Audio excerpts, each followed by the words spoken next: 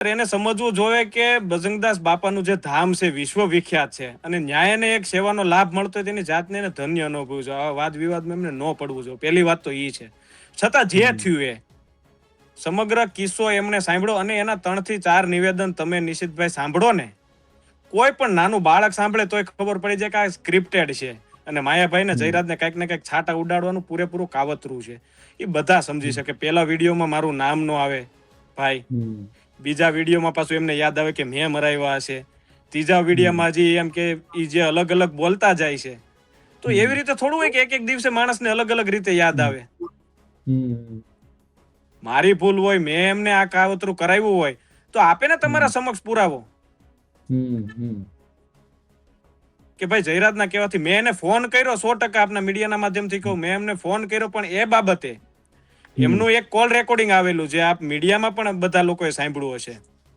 એમને મારા બાપુજીને વાત કરી એટલે મેં એમને ફોન કર્યો કે ભાઈ તમે ક્યાં છો, આપણે મળીએ. અને એક મારા અંગત મિત્ર અમને એ ભાઈ સાથે પણ પારિવારિક સંબંધ અને મારે પણ એ વચ્ચેના જે માણસ હતા એટલે મેં વાત કરી કે ભાઈ આવું બગદાણા ધામ છે ને આવો સારો ઉત્સવ ઉજવવાનો હોય તો આ કઈ રીતે તમે વિવાદમાં આખો વિષય લઈ જાવ છો? તો આ પતાવીને શાંતિથી પૂરું કરાય. મેં મારા દુશ્મન તો નથી તો મારે આ હદે જવું પડે. છતાં એમને શું થયું અને 3-4 દિવસ પછી આખો આ વિષય આવ્યો એટલે તો સૌને ચોંકાવે ને ભાઈ. અને આમે જયરાજભાઈ તમે જે ઘણીવાર નિવેદન આપો છો કે ભાઈ બહુ વારંવાર કોઈ આંગળી પીંધે તો માળા કરવા ન બેસાય, મને લાગે છે એટલે તમને તમારું નામ ને ના ના એ વિષય આખો જુદો. આમની સાથે મારે કોઈ વાંધો જ નથી. એ માળા વાળો વિષય તો સમજો એ એક તમારી અંગત વિષય હોય. આમને અમારી સાથે શું તકલીફ? એમને કોઈને તું તારી કરી છે, અમે કઈ કીધું છે એમને? એ તો બગદાણાના ધામને લઈને એમણે જે વિવાદ આખો એમને જે એ પોતે એના વિડીયોમાં બોલે છે કે અમને ત્યાં વ્યક્તિગત પ્રશ્ન છે, અમારે મન દુઃખ હાલે છે. તમે સાંભળ્યું હોય તો આમાં મારે તો ખુલાસા કરવાની જરૂર. એ પોતે જેટલું બોલી જાય છે. અને રહી વાત આ મારવાની વાત નહીં તો એમાં એ શું બોલ્યા કે હું એક ભાઈની રેકી કરતો હતો અને એ લોકો ઉભા રહ્યા અને મારી સાથે આ બનાવ બન્યો ટ્રેક્ટર ઉભું રાખીને.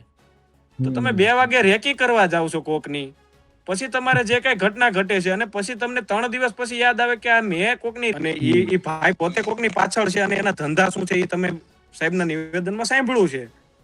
2 નંબરના ધંધા સાથે સંકળાયેલા છે. પોતે સ્વીકારે છે કે મારે ઘણા સાથે વાંધો છે. તો એમને મારે પછી 2 દિવસ 3 દિવસ પછી મારું નામ ઉમેરવાની વાત આવે અથવા આખો વિષય મારા માથે ઢોળતા હોય તો કોઈ અંશે વ્યાજબી ન ગણાય. અચ્છા, તમને જયરાજભાઈ આમ બહુ હળવા અંદાજમાં પૂછું છું પણ સવાલ ગંભીર છે. તમારી પ્રત્યે આટલો બધો અચાનક પ્રેમ ઉભરાવવા પાછળ કારણ તમને શું લાગે છે?